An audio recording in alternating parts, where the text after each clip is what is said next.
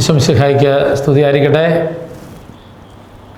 പ്രിയപ്പെട്ടവരെ, കലാരൂപതയുടെ evangelisation department ഒരുക്കുന്ന അനുഗ്രഹം യൂട്യൂബ് ചാനലിലേക്ക് ഇവരെ ഹൃദ്യമായി സ്വാഗതം ചെയ്യുന്നു. രൂപതയുടെ പ്ലാറ്റിനം ജൂബിലിയോടനുബന്ധിച്ചുള്ള രൂപത മുഴുവനിലും സംഭവിക്കേണ്ട നവീകരണ പ്രക്രിയകളെക്കുറിച്ചൊക്കെയുള്ള ചിന്തകളാണ് ഈ എപ്പിസോഡുകളിലെല്ലാം നമ്മൾ പങ്കുവയ്ക്കുന്നത്.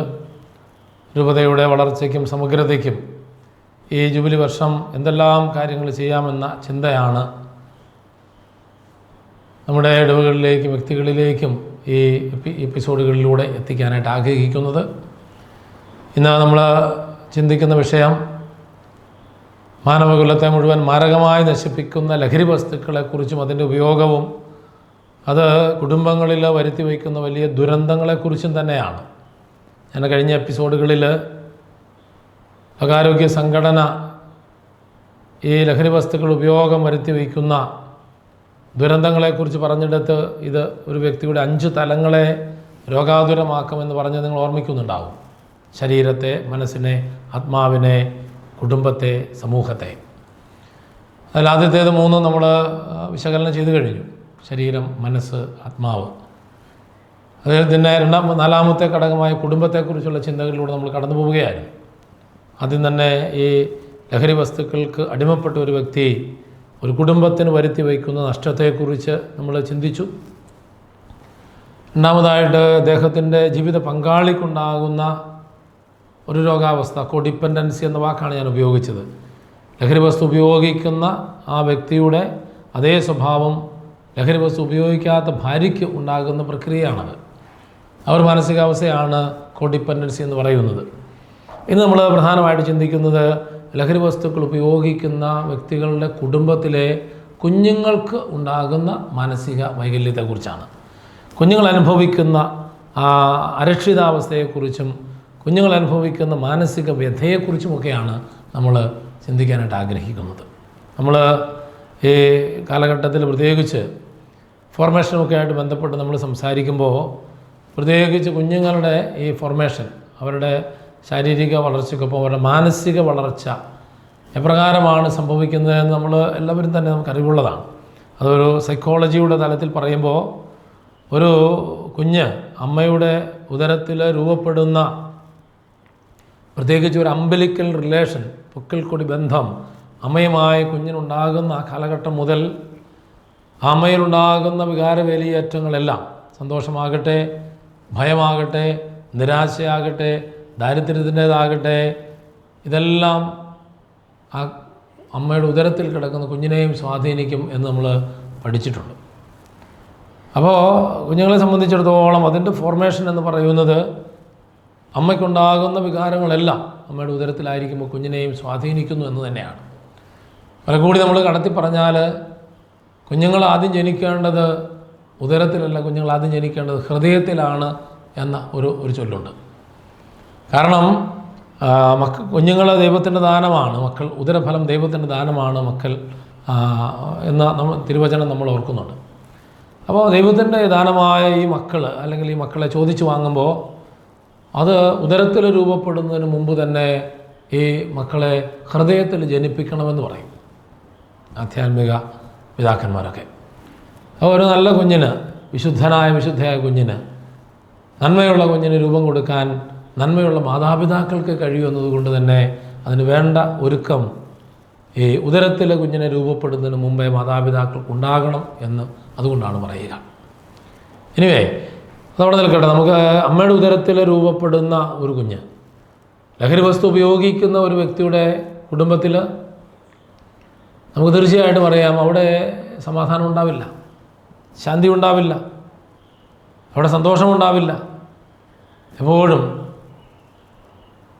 മാനസികമായ അസ്വസ്ഥതകൾ നിറഞ്ഞു നിൽക്കുന്ന, ചിലപ്പോൾ ശാരീരികമായ അസ്വസ്ഥതകളെല്ലാം നിറഞ്ഞു നിൽക്കുന്ന ഒരു സ്ഥലമായിരിക്കും അങ്ങനെയുള്ളൊരു കുടുംബം എന്ന് പറയുന്നത്. ആ കുടുംബത്തിൽ രൂപം കൊള്ളുന്ന അമ്മയുടെ ഉദരത്തിൽ 10 മാസം കഴിഞ്ഞ് പുറത്തേക്ക് വരുന്നൊരു കുഞ്ഞ് ഈ അനുഭവിക്കേണ്ടി വരുന്ന ഈ കുടുംബത്തിൻ്റെ സാഹചര്യങ്ങൾ ആ കുഞ്ഞിനെ വികലതയുള്ളതാക്കി മാറ്റുകയാണ്. കുടുംബമാണ്, നമുക്കറിയാം, കുടുംബമാണ് ഒരു കുഞ്ഞിനെ സംബന്ധിച്ചിടത്തോളം അതിൻ്റെ സുരക്ഷിതത്വത്തിൻ്റെ താവളമെന്ന് പറയുന്നത്. അവിടെ ലഭിക്കുന്ന അപ്പൻ്റെ ഭാഗത്തു നിന്ന്, അമ്മയുടെ ഭാഗത്തു നിന്ന്, മാതാപിതാക്കളുണ്ടെങ്കിൽ അവരുടെ ഭാഗത്തു നിന്ന്, മൂത്ത സഹോദരങ്ങളുണ്ടെങ്കിൽ അവരുടെ ഭാഗത്തു നിന്നെല്ലാം ലഭിക്കേണ്ട കെയർ, ലവ്, കൺസേൺ, ഇതെല്ലാം വളരെ പ്രധാനപ്പെട്ടതാണ്. ഇതെല്ലാം ലഭിച്ച് വളർന്നു വരുമ്പോഴാണ് ആ കുഞ്ഞ് നന്മയുള്ള ഒരു കുഞ്ഞായിട്ട് മാറുക. പക്ഷെ നിർഭാഗ്യവശാൽ ലഹരി വസ്തുക്കൾ ഉപയോഗിക്കുന്ന ഒരു കുടുംബത്തിലെ കുഞ്ഞുങ്ങൾക്ക് ഇതെല്ലാം നഷ്ടസ്വപ്നങ്ങളാണ്, അല്ലെങ്കിൽ മരീചികകളാണ്. ആ കുഞ്ഞുങ്ങളെ സംബന്ധിച്ചിടത്തോളം ഇതൊന്നും അവർക്ക് ആ കുടുംബത്തിൽ കിട്ടുന്നില്ല. ഇപ്പോൾ നമ്മൾ കഴിഞ്ഞ ക്ലാസ്സിൽ പറഞ്ഞ പോലെ തന്നെ ലഹരി വസ്തുക്കൾക്ക് അടിമപ്പെട്ടു പോയ ഒരു ഭർത്താവിനെ സംബന്ധിച്ചിടത്തോളം അദ്ദേഹത്തിന് പിന്നെ സ്നേഹിക്കുക എന്ന് പറയുന്നതൊന്നും അത്ര പ്രായോഗികമായ കാര്യമല്ല. കാരണം അദ്ദേഹം അത്രമാത്രം ഈ വസ്തുവിന് അടിമപ്പെട്ടു പോയി. അദ്ദേഹത്തിന് ആകെ സ്നേഹിക്കാൻ കഴിയുന്ന ഈ ലഹരി വസ്തുക്കളെ മാത്രമാണ്. ഇത് പറയും, അതായത് ഒരു മദ്യപാന രോഗത്തിലെത്തിയ ഒരു വ്യക്തിക്ക്, മദ്യപാനി എന്ന് തന്നെ വേണമെങ്കിൽ വിളിക്കാം, ആ വ്യക്തിക്ക് ഭാര്യയില്ല, മക്കളില്ല, മാതാപിതാക്കളില്ല, സ്വന്തം ബന്ധമില്ല, അതൊന്നും ആവശ്യമില്ല. അദ്ദേഹത്തിന് ആകെ ആവശ്യമുള്ളത് ഈ ലഹരി വസ്തു മാത്രമാണ്. അപ്പോൾ അങ്ങനെയുള്ള ഒരു കുടുംബത്തിൽ ജനിക്കുന്ന ഒരു കുഞ്ഞിന് അതിൻ്റെ ആ ശൈശവത്തിൽ ലഭിക്കേണ്ടതൊന്നും ലഭിക്കാതെ പോവുകയാണ്. അങ്ങനെ വികലമായ ഒരു മാനസികാവസ്ഥയിൽ ഈ കുഞ്ഞ് വളർന്നു വരികയാണ്. വളരെ അപകടകരമായ കാര്യമാണ്. ഒരു കഥ ഓർക്കുകയാണ്. ഒരു കുളത്തിൽ ഒരു തവളയുണ്ടായിരുന്നു. ആ തവള ഒരു ദൈവത്തോട്, തനിക്ക് പ്രാർത്ഥിക്കാനായിട്ട് ഒരു ദൈവമാണുള്ളത്, ആ ഒരു ദൈവത്തോട് മാത്രമാണ് എന്നും പ്രാർത്ഥിക്കുന്നത്. തൻ്റെ പരിദേവനങ്ങളെല്ലാം ആ ദൈവത്തിൻ്റെ സന്നിധിയിൽ എല്ലാ ദിവസവും എഴുന്നേറ്റ് അറിയിക്കുന്നു. അങ്ങനെ ദൈവത്തിൻ്റെ കൃപയിൽ ഈ തവള ജീവിക്കുകയാണ് ആ കുളത്തിൽ. അങ്ങനെ ഇരിക്കെ ഒരു ദിവസം പ്രഭാതത്തിൽ തൻ്റെ പ്രാർത്ഥനയ്ക്ക് ഒടുവിൽ കണ്ണു തുറക്കുമ്പോൾ ഇതാ താൻ ഉപാസിക്കുന്ന തൻ്റെ ആ ദൈവം ആ കുളത്തിൻ്റെ മറുകരയിൽ പ്രത്യക്ഷപ്പെട്ടിരിക്കുകയാണ്. തവളയ്ക്ക് വലിയ സന്തോഷമായി. കൺകുളിറക്കെ ആ ദൈവത്തെ കണ്ടു. എന്നിട്ടും ദൈവം അവിടെ നിന്ന് അപ്രത്യക്ഷനാകാത്തത് കൊണ്ട് തൻ്റെ ആരാധനയുടെ അടുത്ത പടിയിലേക്ക് കിടക്കുകയാണ്. ആ ദൈവത്തിൻ്റെ തൃപ്പാദം തൊട്ട് വണങ്ങാൻ തവള വെള്ളത്തിനടിയിലൂടെ ഇങ്ങനെ ഊളിയിട്ട് പോയി. ഈ ദൈവത്തിൻ്റെ മുമ്പിൽ വന്ന് അദ്ദേഹത്തിൻ്റെ പാദം തൊട്ട് വണങ്ങാനായിട്ട് തുടങ്ങുകയും ഈ ദൈവം കാലൊന്ന് പറിച്ച് ചവിട്ടി തവള ഈ ദൈവത്തിൻ്റെ കാലിനടിയിലായി. അതിനടിയിൽ കിടന്ന് പടയ്ക്കുകയാണ്. കുറേ കഴിഞ്ഞപ്പോൾ ദൈവത്തിന് മനസ്സിലായി എന്തോ കാലിൻ്റെ അടിയിൽ തടഞ്ഞിട്ടുണ്ട്. നോക്കുമ്പോൾ ഒരു പാവം തവള അത് അവിടെ കിടന്ന് പടയ്ക്കുന്നു.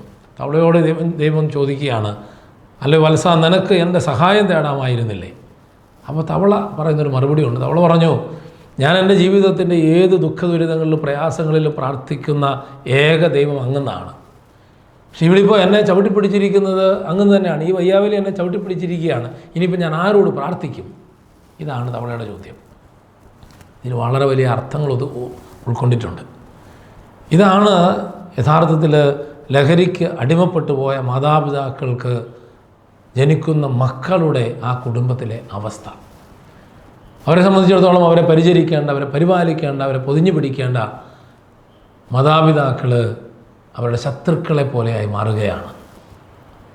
തനിക്ക് സുരക്ഷ നൽകേണ്ട, തനിക്ക് സ്നേഹം നൽകേണ്ട, തനിക്ക് പരിപാലനം നൽകേണ്ട കുടുംബത്തിലെ അംഗങ്ങൾ തനിക്ക് ശത്രുവായി മാറുന്നൊരവസ്ഥയാണ്. ഇത് കുഞ്ഞുങ്ങളെ വികലമാക്കും. അവരുടെ മാനസികാവസ്ഥ വല്ലാത്ത ഒരവസ്ഥയിലേക്ക് കടന്നു പോകും. നമ്മൾ ഇതിൻ്റെ വിശദാംശങ്ങളിലേക്ക് ഞാൻ ഇന്ന് കടക്കുന്നില്ല. അത്തരത്തിലുള്ള കുഞ്ഞുങ്ങൾ, അത്തരത്തിലുള്ള കുടുംബങ്ങളിൽ ജനിക്കുന്ന കുഞ്ഞുങ്ങൾ, അത് എല്ലാ കുഞ്ഞുങ്ങൾക്കും എന്ന് പറയുക അതിൻ്റേതായ വികലത ഉണ്ടാവും.